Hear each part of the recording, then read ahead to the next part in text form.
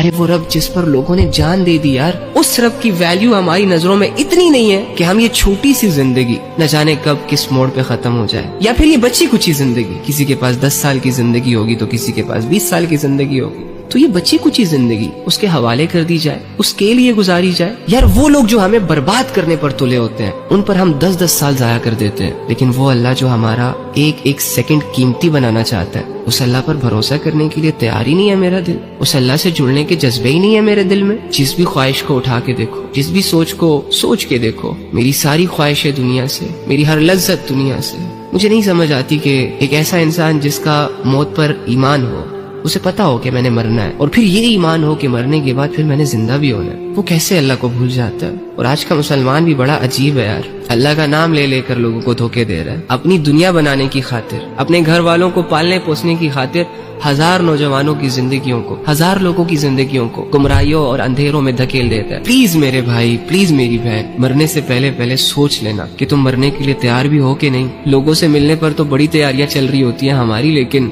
کیا ہم اپنے رب سے ملنے کے لیے تیار ہیں کہ نہیں، یہ بھی ہم نے سوچنا ہے۔